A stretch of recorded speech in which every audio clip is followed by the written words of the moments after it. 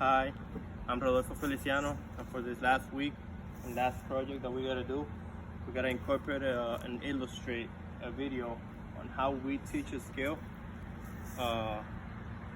using the motor learning on how would the motor learning affect positive or negatively the result of the skill on the athlete. So as we all know, I'm a big fan of baseball, so here we're gonna go again and do another skill of baseball. And today, what I'm gonna try to teach and incorporate on this project will be on how to hit the ball on the inside part of the ball instead of the outside part of the ball. So for example, if you guys are pitching, the ball come this way, and I'll have to hit the ball on the inside part of the ball instead of the outside. So if I'm gonna swing, I'll have to stay on the inside and hit the ball on this part instead of hitting the ball like this. The reason why I say this is because this making a parenthesis, this will fall into the knowledge result and the knowledge performance of it. So falling into the knowledge result and starting with the bad one, the one that we don't want to execute, the one that we don't want to do, will be hitting the ball around it. The reason why I say this is because the result of hitting the ball on this side of it, it'll 90% of the time will fall on a ground ball. Why would be a ground ball? Shortstop, as a right-hand hitter, will be at a shortstop, third baseman, ground ball, and most of the time it'll be an out. So hitting the ball and knowing that you hit the ball, why you gotta hit the ball on the inside part of the ball is because your ball is coming in and you're actually hitting it with the same forces coming through. So you're not stopping the force. Here you stop the force. Like this way on the inside, you're letting that force keep going away. And I'm not a fan of the Yankees, but a great hitter who was Derek Jeter, and he's a hitter. He was always a hitter. He always hit the ball on the inside part of it. It doesn't matter which part of the plate, the location of the pitch was. So a good thing of hitting the ball on that side is most of the time, 75% of the time, you might hit it in between the middle, the part of the field, towards the right side of the field as a right-hander, so right-hander hitter. So this will make you hit to the opposite way of the park. And one of the myths or one of the stuff that they say in baseball is if you're a hitter, your opposite side of the park hitter, you will hit 300. And as you guys know, Derek Jeter has been known as a 300 hitter, October guy hitter. So he's always hitting the ball. He was always hitting the ball on the inside part of it. So as you guys see, I shows the feedback report because as a baseball player, we like to have good feedbacks and understand why we need to execute stuff the way we have to, what the results will be, and get better at it daily. So that part of it, of this feedback, will be the proprioception, and this will be on you knowing, like an example will be knowing where your leg will be once the location of the pitches. But on this drill skill that I'm doing will be knowing that your hands are always, that the barrel of the bat will be always behind your hands. So you will never have the barrel of the bat in front of your hands. Why? Because this, you always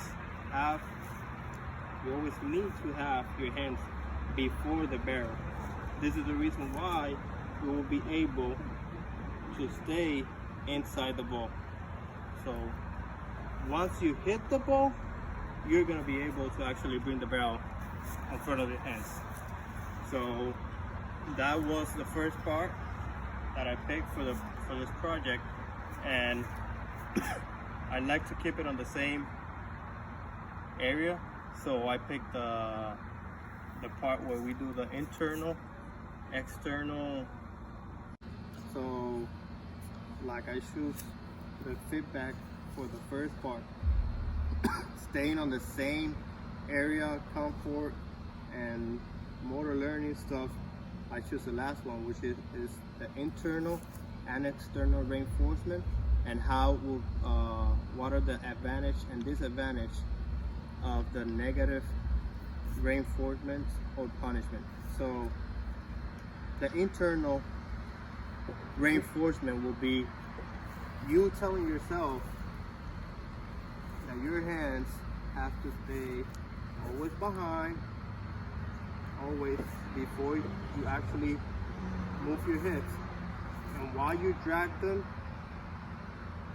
to the zone, as you see, the barrel of the bat will be in the back. So always keep in mind, you're always telling, as a hitter, I'm always telling myself to stay behind, stay behind, stay behind, stay behind, my hands are still behind, dragging my hands into the zone and then going towards the ball. So that's my internal reinforcement. So I'll be telling myself stay behind, instead of going forward to it. I'm already ahead. The barrel will be in front.